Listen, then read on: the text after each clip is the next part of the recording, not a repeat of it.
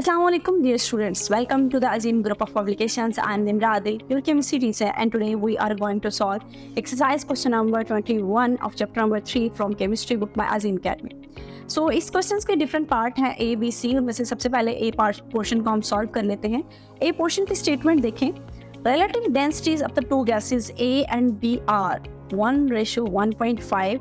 Find out the volume of the B which will diffuse in the same time in which 150 cubic decimeter of the A will diffuse. यानी अगर आप इस statement को देखें तो इसमें डेंसिटी ऑफ A गैस भी given है, डेंसिटी ऑफ B गैस भी गिवन है, वॉल्यूम A गैस का तो गिवन है लेकिन वॉल्यूम ऑफ B गैस हमें मालूम नहीं है और हमें वॉल्यूम ऑफ B गैस को ही कैलकुलेट करना है. सो अगर हम गिवन डाटा के अकॉर्डिंग देखें तो density of A gas that is equal to 1 and density of B gas जो हमारे पास है वो 1.5 है और वॉल्यूम ऑफ A गैस जो है वो 150 क्यूबिक डेसीमीटर है और वॉल्यूम ऑफ B गैस हमने कैलकुलेट करना है.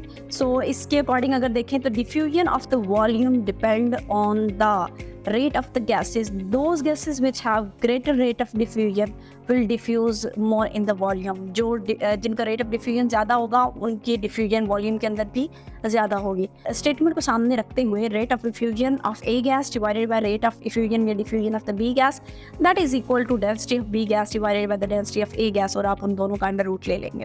अब हम ये भी जानते हैं कि rate of diffusion and rate of diffusion diffusion A gas का या rate of diffusion B gas का हम वॉल्यूम की टर्म्स में भी अगर लें तो हम volume of the A gas divided by volume of the B gas that is equal to density of the B gas और divided by density of A gas का अंडर रूट आप इस तरह भी लिख सकते हैं.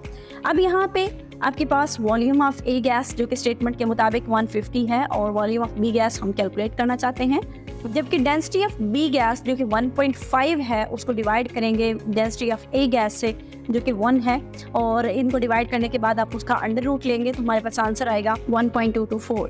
सो मेरे पास जो आंसर है that is 150 divided by VP यानी volume of the B gas is equal to 1.224. आपने volume of B gas calculate करना है तो 150 से मैं इस आंसर को डिवाइड करूँगी 150 डिवाइडेड बाय 1.224 तो हमारे पास एक आंसर आता है जो कि volume of the B gas है that is 122.5.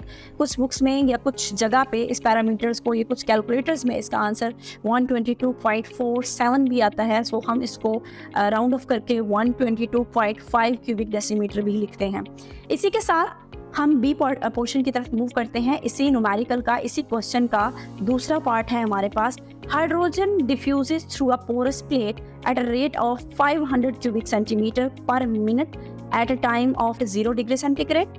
And what is the rate of diffusion of oxygen through the same porous plate at 0 degree centigrade? आपके पास हाइड्रोजन का डिफ्यूजन या हाइड्रोजन का डाटा गिवन है और आपने ऑक्सीजन के लिए डाटा जो है वो कैलकुलेट करना है.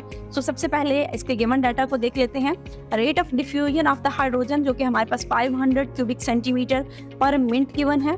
रेट ऑफ डिफ्यूजन आपने ऑक्सीजन का कैलकुलेट करना है जबकि हाइड्रोजन का गिवन है. जबकि मॉलिक्यूलर मास हाइड्रोजन का 2 ग्राम गिवन पर मोल है और मॉलिक्यूलर मास अगर मैं बात करती हूँ ऑक्सीजन का, एक ऑक्सीजन 16 है तो यहाँ O2 है तो 2 ऑक्सीजन यानी 32 ग्राम पर मोल आ गया. अब अगर फार्मूले के मुताबिक देखें तो रेट ऑफ डिफ्यूजन या diffusion of hydrogen divided by rate of diffusion या diffusion of oxygen that is equal to molecular weight of the oxygen divided by the molecular weight of the hydrogen under root आप दोनों side पे लेंगे. So हमारे पास यानी molecular weight of oxygen और molecular weight of hydrogen का आप अंडर रूट लेंगे जबकि दूसरी साइड पे आपके पास rate of diffusion and diffusion of hydrogen है, नीचे आपके पास rate of diffusion and diffusion of oxygen है. सो हम यहाँ पे रेट ऑफ डिफ्यूजन या डिफ्यूजन ऑक्सीजन का कैलकुलेट करना चाह रहे हैं क्योंकि हाइड्रोजन का तो ऑलरेडी स्टेटमेंट में गिवन है. 4 चीज़ें हैं, 3 गिवन है, चौथी कैलकुलेट करनी है. तो रेट ऑफ ऑक्सीजन अगर डिफ्यूजन कैलकुलेट करना चाह रहे हैं तो rate of diffusion of hydrogen will be multiplied with the under root of molecular mass of the hydrogen divided by the under root of the molecular weight of the oxygen molecule. So आप क्या करेंगे, सबसे पहले जो आपके पास rate of diffusion hydrogen का है वो पुट करेंगे 500, उसके बाद molecular weight of hydrogen put करेंगे दैट इज 2.0, उसका आप अंडर रूट लेंगे डिवाइडेड बाय आप मॉलिक्यूलर वेट पुट करेंगे ऑक्सीजन का जो कि 32 ग्राम है, इसका भी आप अंडर रूट लेंगे. इसको सॉल्व करने के बाद आपके पास रेट ऑफ डिफ्यूजन ऑक्सीजन का जो आएगा that is 125 cubic centimetre per minute. So हम इस तरह से रेट ऑफ डिफ्यूजन या इफ्यूजन किसी भी गैस का कैलकुलेट कर सकते हैं। इसी के साथ इसका लास्ट पार्ट देते हैं, सी पार्ट। सी पार्ट में हमारे पास है rate of diffusion of an unknown gas A through a pinhole is found to be 0.279 times the rate of diffusion of the hydrogen gas through the same pinhole. Calculate the molecular mass of the unknown gas at standard temperature and pressure. Given data के मुताबिक आपके पास जो rate of effusion है unknown gas का वो 0.279 है, जबकि rate of effusion hydrogen gas का जो है वो हमारे पास 1 है। और मॉलिक्यूलर मास हाइड्रोजन का तो हमें पता है कि 2 है, लेकिन अननोन गैस का हमें नहीं पता, तो उसके आगे हम क्वेश्चन मार्क लिखेंगे। फार्मूला वही है, rate of diffusion of hydrogen divided by rate of diffusion of unknown gas is equal to molecular weight of unknown gas का under root divided by molecular weight of hydrogen का आप under root लेंगे।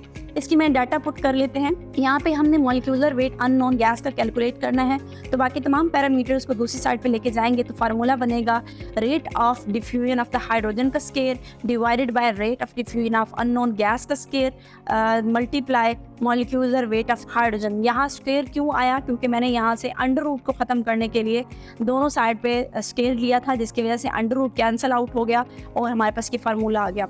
इसमें rate of hydrogen का जब मैंने put किया diffusion, तो 1 का स्केयर डिवाइडेड बाय अपने अननोन गैस का जो है वो 0.279 का स्केयर पुट किया, multiply molecular maths of hydrogen के साथ 2 के साथ किया, तो मेरे पास आंसर आया 25.7 ग्राम पर मोल। सो आई होप कि आपको इस टॉपिक की समझ आ गई होगी। इस न्यूमेरिकल में हमने मॉलिक्यूलर मास एक अननोन गैस का कैलकुलेट किया बाय यूजिंग ग्राहम लॉ। यहाँ तक ही हम आज क्वेश्चंस करेंगे। नेक्स्ट क्वेश्चन इंशाल्लाह हम अपने नेक्स्ट लेक्चर में करेंगे। आज के लिए इतना ही। अल्लाह हाफिज़।